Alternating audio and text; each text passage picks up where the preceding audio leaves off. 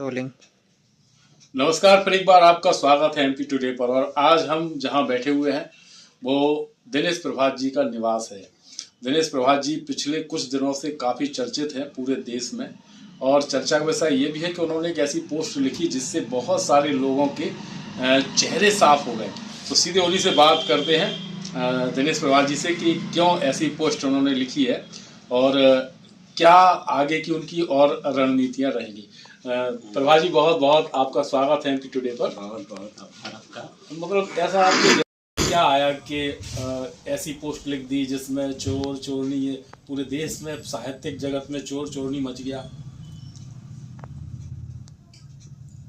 जगत जी, हकीकत बात यह है कि मेरा ना तो ऐसा स्वभाव है, ना मेरे ऐसे संस्कार हैं,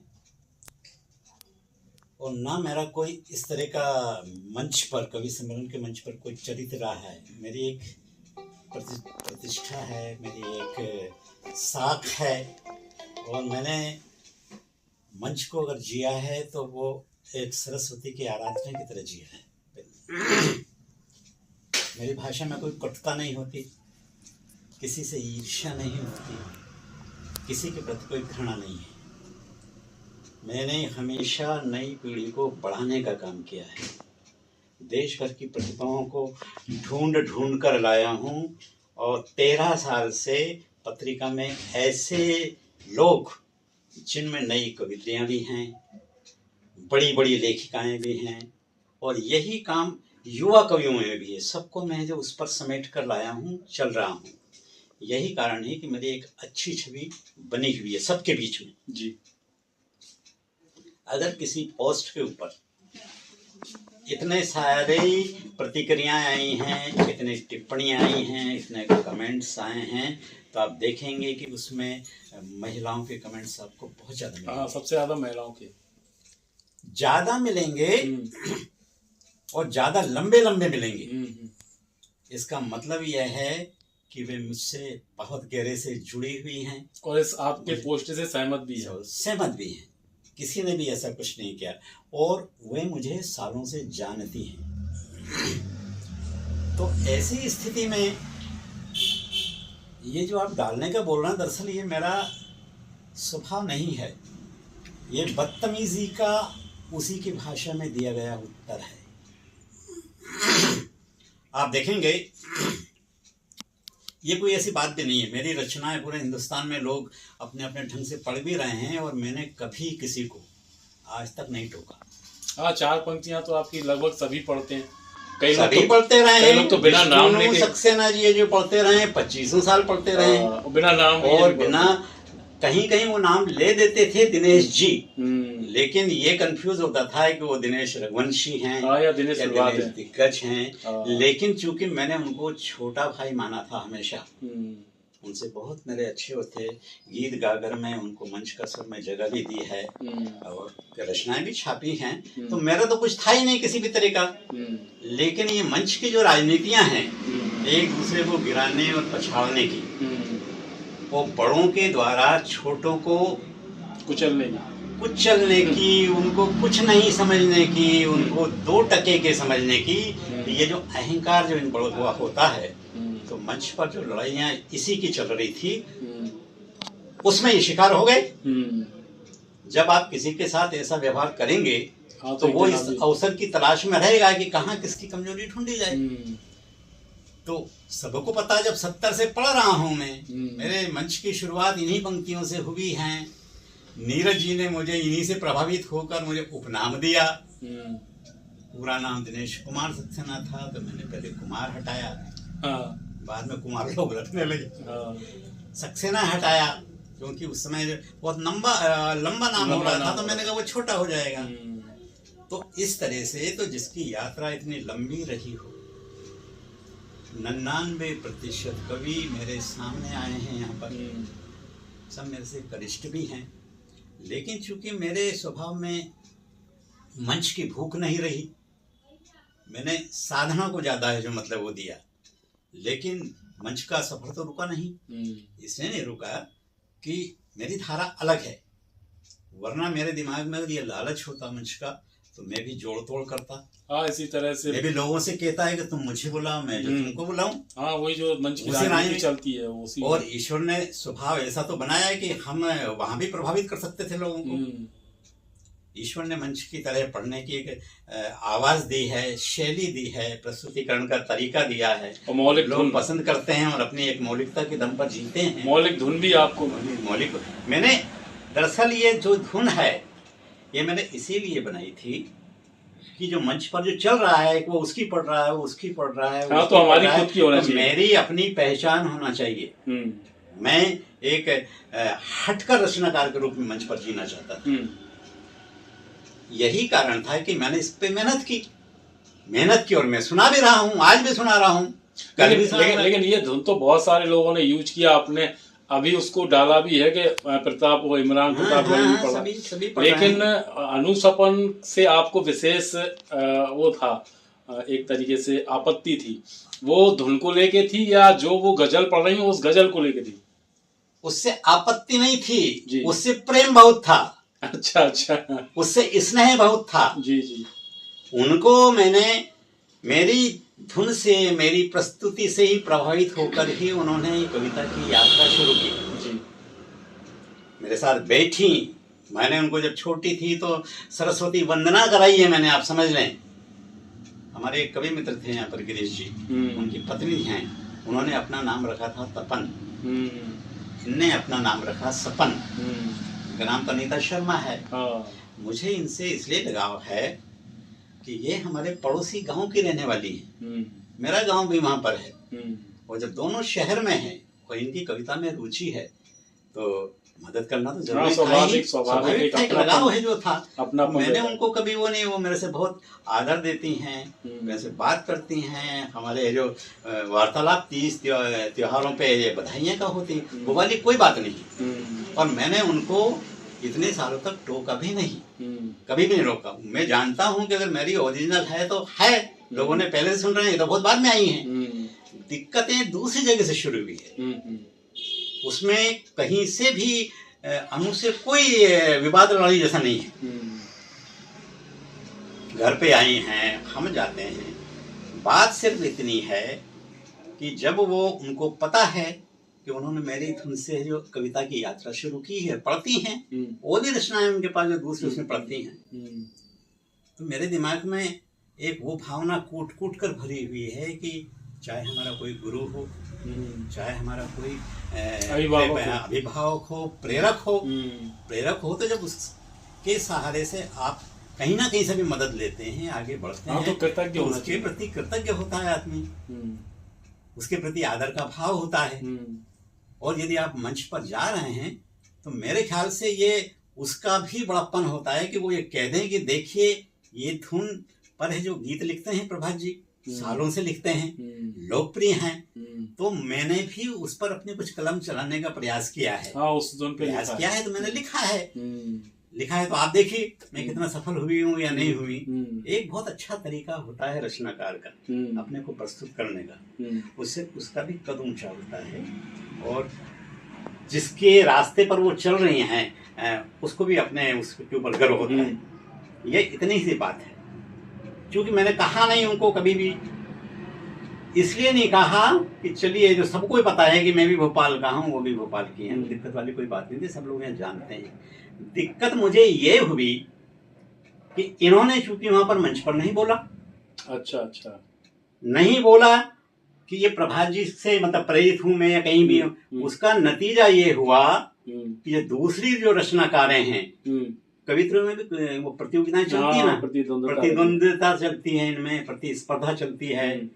ये सामने भले कितनी ही अच्छी बातें करें एक दूसरे से, लेकिन एक दूसरे से इनकी हमेशा जो अनबन होती है, ये चाहती नहीं है कि ये मेरे से आगे बढ़ जाए, ये ज्यादा लोकप्रिय हो जाए। ये भावना कूट कूट कर भरी हुई है। 55 साल का मंच का सफर इतने हल्के में नहीं गया है। खुली आंखों से सब कुछ देखा है और बड़े गहरे से अनुभूति किया है। लेकिन चूंकि बड़ा हूं तो बड़ापन तो ओढ़ना पड़ता है ना। मैं इस तरह का किसी को विवाद में ना लाना चाहता हूं ना कुछ भी है। लेकिन अब मैंने ये देखा है कि इनके मौन का असर ये हुआ अनुसपन का कि दूसरा भी धुन पे पढ़ने लगा। हम्म, अब दूसरी उसी धुन पर जब पढ़ रहा था तो इनको एकदम टोकना भी चाहिए था। भाई मैंने इनको छूट दे दी तो ठीक है, हाँ, भाई सभी दूसरे को- रिश्ते की वजह से हाँ, दिया था। हाँ, सभी को थोड़ी। लेकिन जैसे ही दूसरा सुना रहा था तो ये कम से कहती भाई मैं पढ़ती हूँ, हाँ, इस धुन पे। तो अब आप ही जो क्यों पढ़ रही हैं। हम्म, इन्होंने किसी को रोका नहीं, हम्म, क्योंकि वो धुन प्यारी है, अच्छी है, हम्म, बड़ी संक्षिप्त है, लोगों के गले में उतरती है सीधी सीधी। हम्म, तो एक के बाद जब नई पीढ़ी आती है कोई भी पढ़ने के लिए तो उसको ये थोड़ी पता होता है कि ये प्रभात जी ने इसी पर हाँ, मेहनत की है हाँ, इतनी, या किसी और के। या सपन जी पढ़ रही हैं तो वो सपन की समझेंगे, हाँ, बिल्कुल। अगर सरिता जी पढ़ रही हैं तो सरिता हाँ, की सरिता जी, समझेंगे। बिल्कुल, बिल्कुल। लेकिन जो जूनियर कवित्रियां होती हैं वो अपनी सीनियर का अनुसरण करती हैं, हम्म, क्योंकि ऐसी भावना दिमाग में लोगों के घुसेड़ दी गई है, प्रवेश करा दी गई है दिमाग में। ये धुन की चोरी कोई चोरी थोड़ी होती है। हाँ, ये उसमें बहुत सारे लोगों ने लिखा भी है।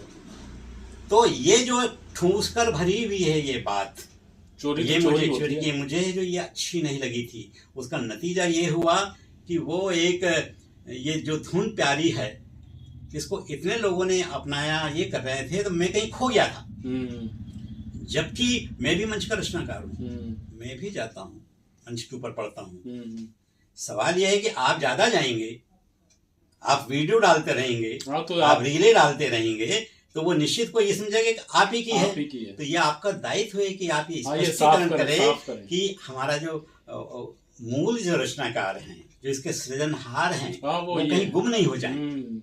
ये तो हमारे समझ- ये जो कार्य प्रणाली है, हमारे जो तरीके हैं, उससे उसकी हत्या नहीं हो जाए। हम्म, अब आप मुझे ये बताइए जगत जी, मुझे कोई आपत्ति नहीं है, खूब पढ़ें, कहीं भी पढ़ें, मुझे अच्छा लगता है, क्योंकि किसी के धुन का लोकप्रिय होना बहुत बड़ी बात है। हम्म, मेरी पंक्तियां लोकप्रिय हुई थी तो हाँ, पढ़ ही रहे थे, हाँ, लोग पढ़ ही रहे हैं। तो पढ़ रहे थे, लेकिन रचना याद रहती है आदमी को, रचनाकार नहीं रहता। धुन याद रहती है, धुन बनाने वाला याद लेकिन नहीं। उसको वो रचनाकार याद नहीं रहता, हम्म। और उसकी कोई महानता कुछ भी याद नहीं रहती। तो उसका नतीजा यह होता है कि एक सुनियोजित योजना जो चल रही थी कि जितने लोग पढ़ रहे हैं उन्होंने किसी ने भी नाम नहीं लिए, और जब आपकी है ही नहीं धुन, आप उसको पढ़ रहे हैं, तो आपके दिमाग में ये बात आना चाहिए कि हमने जब बनाई नहीं तो हम पढ़ क्यों रहे हैं। पढ़ क्यों रहे हैं? और अगर पढ़ रहे हैं तो कोई ना कोई तो उसका सृजनहार होगा। नहीं, आपको पता है कि ये है तो फिर नाम लेना चाहिए। इन्होंने ऐसा नहीं किया। आज बरसों के बाद मुझे पीड़ा हुई, इसीलिए मैंने नहीं, उसमें एक आपकी जो पोस्ट है उसमें एक चीज और थी हाँ, कि धुन तो है, लेकिन एक गजल आप पढ़ रहे हैं, पहले आपका वीडियो है, और सेम लगभग वैसी ही गजल अनुसपन पढ़ रही है। अरे गजल क्या पूरी लाइन एक ही, मैं एक ही शब्द का जो मतलब है, तो ये तो बहुत ही मतलब वही मैं कह रहा हूँ। तो ये कि एक सुनियोजित ऐसा नहीं लगता है कि हम पूरी तरह से मल्टीमेट कर दें किसी एक ओरिजिनल रचनाकार को। आजकल हो क्या रहा है कि जो असली सोना है ना, आजकल क्या बहुत लंबे समय से देख रहा हूँ, वो लॉकर में रहता है। और ये जो कृत्रिम जो आभूषण जो चल रहे हैं वो शरीर से जो लदी हुई रहती हैं महिलाएं रहती है, तो वो ये इतना ज्यादा प्रचलन में है, तो उसके कई फायदे हैं। लॉकर में है तो चोरी से बचता है चोरी से बचता है और कोई नुकसान नहीं होता। फर्जी आभूषण चले भी जाएं तो कोई दिक्कत नहीं है। तो यहाँ तो ये स्थिति हो रही थी कि इसको, मेरी धुन को लावारिस बेटी की तरह इस्तेमाल समझा जा रहा था। इसके साथ जो कोई भी लूट खसोट कर रहा था वो कर रहा था। अरे भाई, कोई कभी जीवित नहीं है तो आप उसको सुनाते रहोगे तो कोई यहाँ पर कहने के लिए नहीं है, कहने वाला नहीं है, स्पष्टीकरण लेने वाला नहीं है। मैं तो जीवित हूँ, और जो आपका काम है मंच पर रचना पढ़ने का वो मेरा भी है। तो मैंने अपनी अलग पहचान बनाने के लिए जो कुछ भी प्रयास किया था, आप उसको क्षतिग्रस्त कर रहे हैं, उसको हथिया रहे हैं, उस पर कब्जा कर रहे हैं। तो ये मेरी पीड़ा है। तो मैंने बहुत विनम्रता के साथ,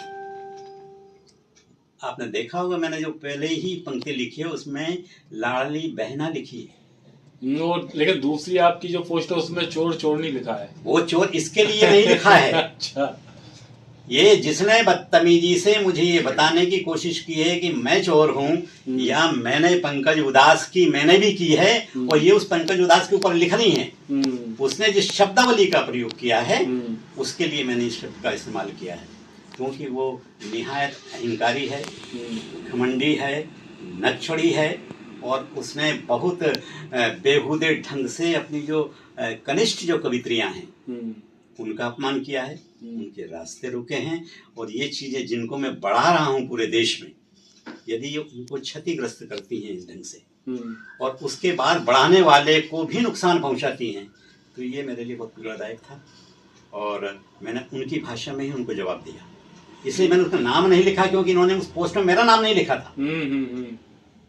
लेकिन जिसको मुझे तरीके से समझाना था, उसको आप पोस्ट को पढ़ेंगे तो वो बहुत शालीनतापूर्वक लिखी गई है, बहुत अच्छा अनुसपन को बहुत स्नेह देते हुए लिए लिखी गई है। दूसरी वाली जो आपने लिखी है ना, वो बहुत, अगर उसको गद्य लिखने वाले विद्यार्थी उसको पढ़ें तो किस तरह से हम आलोचनात्मक पोस्ट भी लिख सकते हैं, बिल्कुल वो सीख सकते हैं उससे। ये किसी भी एक वरिष्ठ कवित्री के द्वारा, जिसको बड़े बड़े पुरस्कार जिसको मिले हैं, जो अपने आप को भी यही समझती हैं कि मैं सबकी ये जो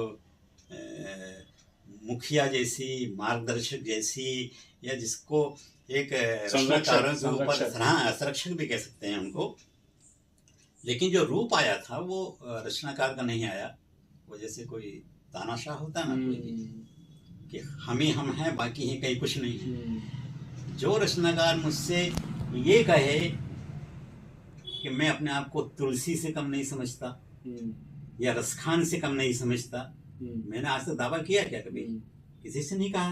मैं तो अपना लिखता हूँ, अपना सुनाता हूँ। क्योंकि आपने मेरी चीज को हथियाने की कोशिश की है, तो मैंने पहले विनम्रतापूर्वक आपको याद दिलाया तो आपको उसका जवाब देना चाहिए था।